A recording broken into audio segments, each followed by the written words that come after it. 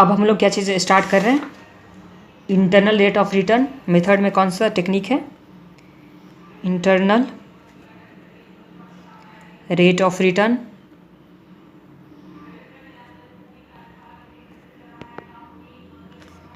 क्या चीज़ है, internal rate of return method का नाम क्या चीज़ है, इंटरनल रेट ऑफ रिटर्न, जिसको क्या बोलते हैं IRR, जो एग्ज़ाम के लिए बहुत ज़्यादा इंपॉर्टेंट होने वाला है। तो इसके लिए सबसे पहले फॉर्मूला क्या होता है IRR का, IRR का फॉर्मूला क्या होता है, lower rate plus NPV at lower rate divide by NPV at lower rate minus NPV at higher rate into higher rate minus lower rate.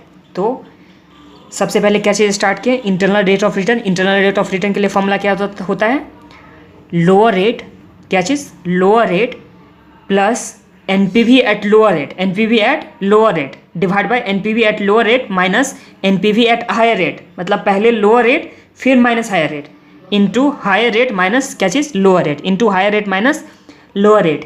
ये क्या चीज़ का है, IRR का फॉर्मूला है। अब IRR होता क्या है, अभी हम लोग क्या चीज़ सीखे हैं, कैश आउटफ्लो कौन से ईयर में होता है, 0 ईयर में। और फिर क्या चीज़ सीखे हैं, discounted cash inflow, inflow minus outflow करते थे तो क्या आता था, NPV आता था। इनफ्लो माइनस आउटफ्लो करने से क्या आता था, NPV आता था। ये IRR में क्या होता है कि IRR में कि एग्जैक्ट जितना आउटफ्लो लगा है ना, और फिर इनफ्लो जो होगा एग्जैक्ट आउटफ्लो के इक्वल होगा, डिस्काउंटेड इनफ्लो जो होगा वो एग्जैक्ट कैश आउटफ्लो के इक्वल होगा, उसी रेट को क्या चीज़ बोलते हैं, IRR। उसी रेट को हम लोग क्या चीज़ बोलते हैं, IRR। जहाँ पे कैश आउटफ्लो मान के रखो कितना था, 1 लाख था, तो डिस्काउंटेड कैश इनफ्लो निकाले थे। कैसे निकाले थे डिस्काउंटेड कैश इनफ्लो, ईयर 1 में, ईयर 2 में, 3 में, 4 में, ऐसे करके था, बहुत सारा रेट दे रखा हुआ था। कैसे था, कैसे निकालते थे डिस्काउंटेड इनफ्लो, तो यहाँ पे ईयर होता था 1 2 3 4 ऐसे करके ईयर हो गया। यहाँ पे अमाउंट हो गया मान के रखो कितना, 1000, 40,000, 50,000, 60,000 ऐसे करके अमाउंट होता था। यहाँ क्या होता था, PV factor at the rate something, जो भी KE का रेट होता था उस रेट से क्या होता था, PV फैक्टर होता था। अब PV फैक्टर और क्या चीज़ को मल्टीप्लाई कर देते, PV फैक्टर और कैश इनफ्लो को मल्टीप्लाई कर देते, तो तब क्या आता था, डिस्काउंटेड कैश इनफ्लो। क्या आता था, डिस्काउंटेड कैश इनफ्लो आता था। और ये डिस्काउंटेड कैश इनफ्लो जो होता है, ये डिस्काउंटेड कैश इनफ्लो होता है, उसी को हम लोग इक्वल अगर रहेगा क्या चीज़ का, आउटफ्लो का, उसी का इक्वल क्या चीज़ रहेगा, आउटफ्लो। उस रेट को यहाँ पे जो KE का जो रेट आएगा, जिस रेट पे डिस्काउंटेड कैश इनफ्लो इक्वल होगा कैश आउटफ्लो का, डिस्काउंटेड कैश इनफ्लो क्या चीज़ का इक्वल होगा, कैश आउटफ्लो का, उसी को रेट को हम लोग क्या बोलते हैं, इंटरनल रेट ऑफ रिटर्न। उसी रेट को हम लोग क्या चीज़ बोलते हैं, इंटरनल रेट ऑफ रिटर्न। इसके समझने के लिए हम लोग क्या चीज़, इलस्ट्रेशन नंबर नेक्स्ट में चलते हैं, इलस्ट्रेशन नंबर 7 में। इलस्ट्रेशन नंबर 7 में क्या चीज़ है, calculate the internal rate of return of a investment of ₹1,36,000। तो कैश आउटफ्लो कितना हो गया, 1,36,000, विच इल द फॉलोइंग कैश इनफ्लो, और इनफ्लो दे रखा हुआ है, इनफ्लो 30,000, 40,000, 60,000, 30,000 और 5th ईयर में 20,000। यहाँ पे कॉस्ट ऑफ इक्विटी मतलब कॉस्ट ऑफ कैपिटल का रेट दे रखा हुआ है, तो नहीं, तो कॉस्ट ऑफ कैपिटल का यहाँ पे क्या चीज़, रेट नहीं दे रखा हुआ है। तो यही रेट हमको लोग को निकालना है। कौन सा रेट निकालना है कि हम लोग को इस तरह से रेट आ जाए कि cash inflow, discounted cash inflow जो करेंगे उसका, और यहाँ पे जो 1,36,000 है, वो दोनों क्या चीज़ होना चाहिए, इक्वल होना चाहिए। यहाँ पे किस रेट से हम लोग डिस्काउंट करेंगे कैश इनफ्लो को, कि कैश डिस्काउंटेड कैश इनफ्लो का टोटल इज इक्वल टू क्या हो जाएगा, कैश आउटफ्लो का। तो इसके लिए हम लोग क्या चीज़ करते हैं, एज्यूम करते हैं। सबसे पहले एज्यूम करते हैं, एक रेट एज्यूम करते हैं, उससे हम लोग टोटल मतलब क्या निकालते हैं, प्रेजेंट वैल्यू निकालते हैं। फिर दूसरा रेट एज्यूम करते हैं, उससे भी हम लोग क्या चीज़ निकालते हैं, प्रेजेंट वैल्यू निकालते हैं। फिर उसको हम लोग फॉर्मूला में पुट करते हैं, तो उसके बाद हम लोग को क्या निकल के आता है, इंटरनल रेट ऑफ रिटर्न। ये फॉर्मूला कैसे बना है, हम लोग मैथ्स में इंटरपोलेशन किए हुए थे, उसी से मतलब ये फॉर्मूला बना हुआ है। तो चलिए हम लोग पहले बनाते हैं। ये दे रखा हुआ है, हम लोग सबसे पहले कौन सा कितना रेट एज्यूम कर लेंगे, सबसे पहले कितना एज्यूम कर रहे हैं, 10%। दूसरा रेट कुछ भी और कर सकते हैं, 15% कर सकते हैं, 12% कर सकते हैं, हम लोग कुछ भी दूसरा रेट एज्यूम कर लेते हैं।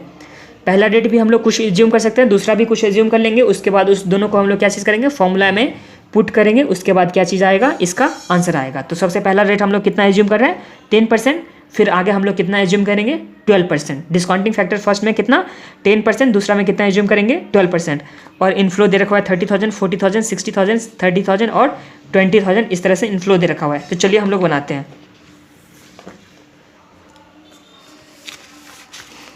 Illustration number 7, illustration number 7।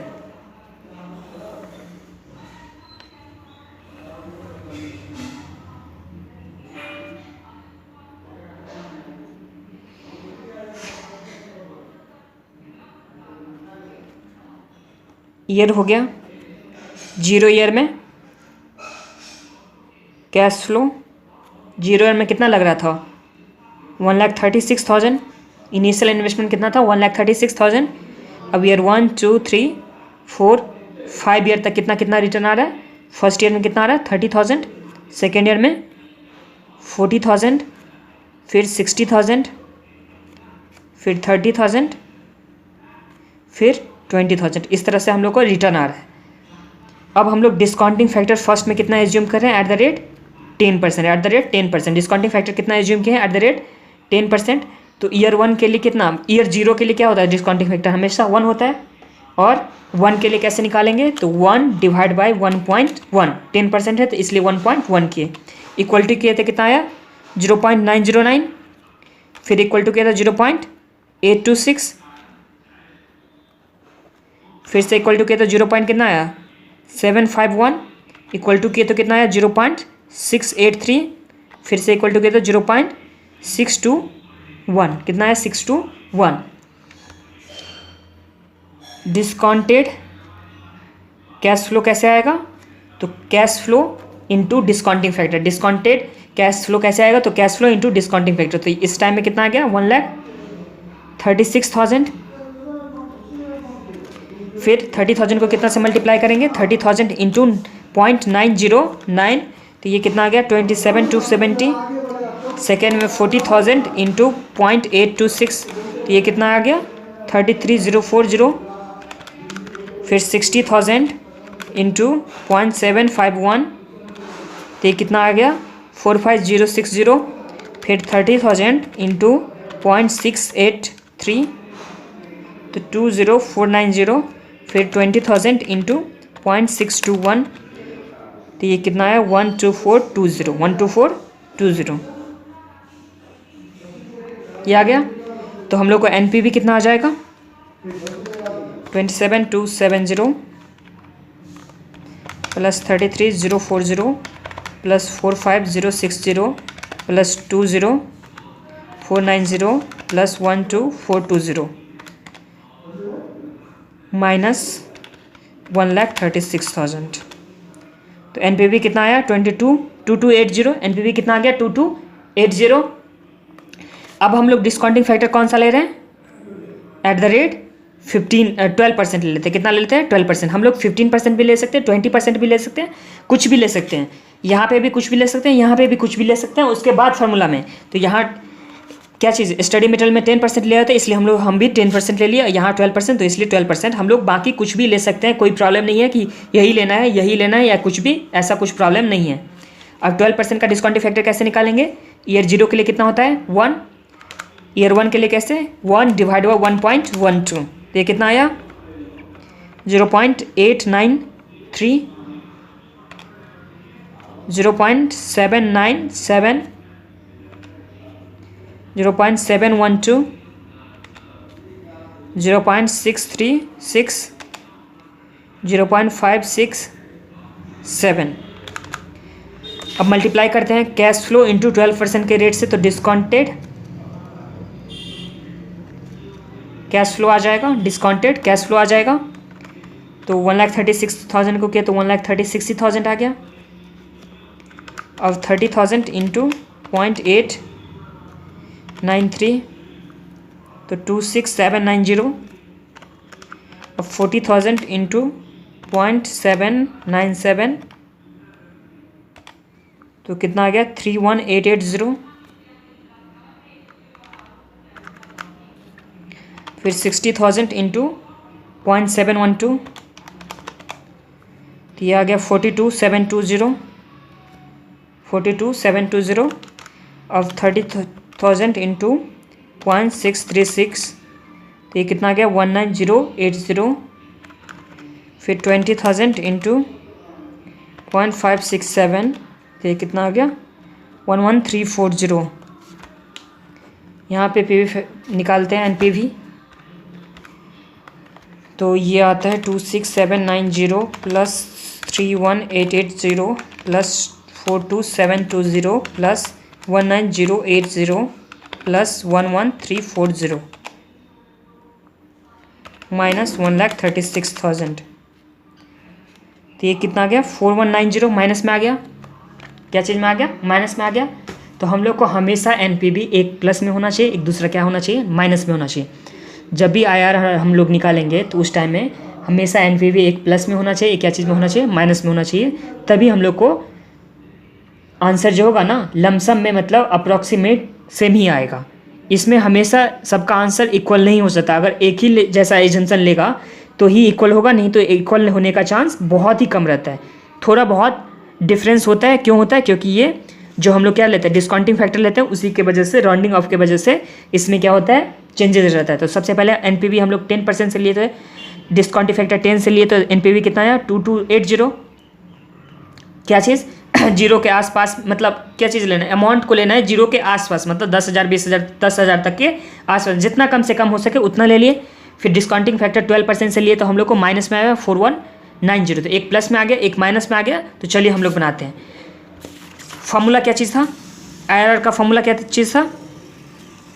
Lower rate plus NPV at lower rate, यही था ना formula? NPV at lower rate divide by NPV at lower rate minus NPV at higher rate into higher rate minus lower rate. Formula तो यही था, higher rate minus lower rate. अब lower rate कितना था sums में? तो 10% था lower rate plus NPV at lower rate. तो एनपीवी इस टाइम में कितना आया है? 2280। कितना आया एनपीवी एट लोअर रेट में? 2280।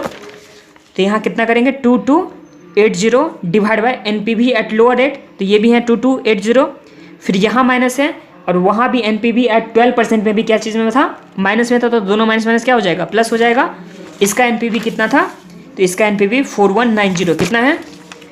4190। अब यहाँ high rate 12% minus lower rate 10%, तो ये कर दिए। तो अब इसके बाद हम लोग क्या चीज़ करते हैं? इसका सॉल्यूशन निकालते हैं। तो कितना हुआ? 2280 plus 4190 M plus 2280 divide by M R C into 2 plus 10%। तो ये कितना आया? 10.70%। कैसे निकालें हम लोग? कैलकुलेटर में इसका शॉर्टकट में कैसे निकालें? तो सबसे पहले 2280 प्लस 4180 को ऐड करके एम प्लस में डाल दिए, फिर 2280 डिवाइड बाई MRC कर दिए, तो ये आ गया दोनों का टोटल। फिर इंटू क्या कर दिए? 12 माइनस 10 किए तो कितना हुआ? 2 हुआ। तो 2 इंटू कर दिए, फिर प्लस 10% ऐड कर दिए। तो ये इस तरह से हम लोग का ये IRR का हो गया। इलस्ट्रेशन नंबर 7 खत्म हो गया। कैसे निकाले थे हम लोग? सबसे पहले क्या चीज़ लिए? एक डिस्काउंटिंग फैक्टर ले लिए, उस डिस्काउंटिंग फैक्टर में एनपीवी निकाल लिए, वो क्या होना चाहिए? पॉजिटिव में होना चाहिए। फिर दूसरा निकालेंगे, वो क्या चीज़ में होना चाहिए? निगेटिव में होना चाहिए।